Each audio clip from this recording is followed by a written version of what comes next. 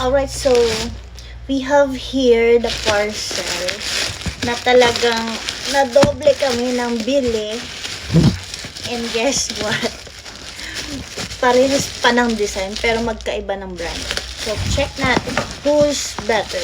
For the price, mas pricey itong nahuli na parcel na binili natin. So this is si Corolla. What do you call it? Corolla. Ewan ko ba? Corolla shoes. So we have here, ayan. Pareha. So hindi kami nagkaintindihan. Sabi niya hindi pa daw siya nakapag-check out. Tapos ako nag-check out ako.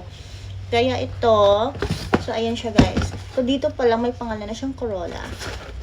And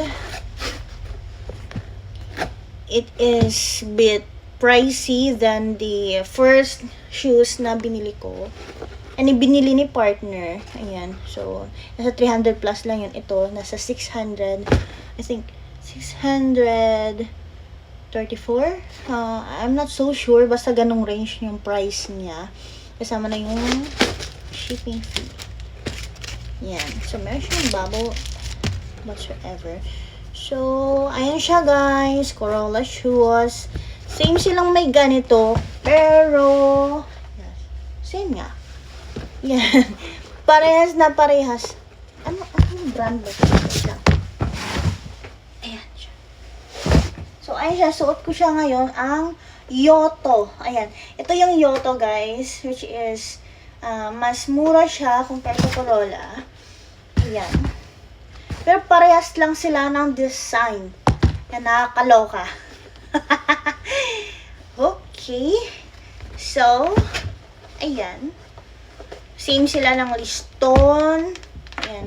Mag-differentiate tayo for today's video. Ayan. So, sa details dito guys, ito si Corolla. Meron siyang gray. Something dito.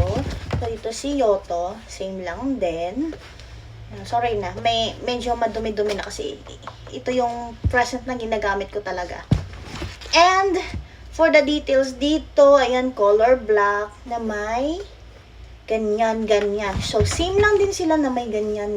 So dito para siyang leather type.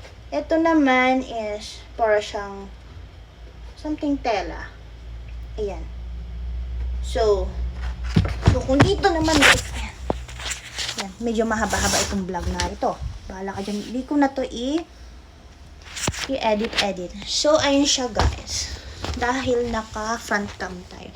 So, ito si Corolla. Ayan, para siyang something rough, something dito. Ayan siya yung detailed ng ano niya. And si Yoto naman is, ano siya? Fine, ayan. Plain type lang talaga. So, ayan siya guys. So, in terms of palambutan, mas malambot si Corolla compared to Yoto. Ayan. And, ano ba? Dito, yes, malambot yung dito. Gawin ko na lang siguro para makita nyo. Yan, malambot siya. Ito, medyo matigas to. Pero siguro, since na ginagamit ko na siya, yan, madumi na nga. Ginagamit ko siya, syempre napipipi. And, yan, medyo manipis yung ano niya, ito honest review to medyo manipis yung ito niya, siyempre yung body ng shoes niya. And, okay naman, siya for everyday use, pero, tatry natin to si Corolla, next natin. I think mas ano siya, ayan, mas malambot yung dito. Ito kasi yung iniano ko. Pag malambot yung apakan, yan, mas good siya kasi hindi siya masakit sa paa. So, ayan, medyo makapal konti compared to dito. So, anyway, money-wise lang din naman kasi si Yoto is mas cheaper than Corolla. So, si Yoto is worth 300 plus lang. Then, ito is 600 plus. So, may pangalan pa siya dito. Ganyan yung ano yan. Ito, may pangalan din. Ito kasi wala. Wala siyang ano dito. Yan. So, yung pangalan lang ng brand niya is nasa apakan lang. And, medyo may amoy-amoy na syempre inaamoy. Syempre, ginagamit. Ayan. So, price-wise lang din naman. Siguro, sa materials, lamang si Corolla.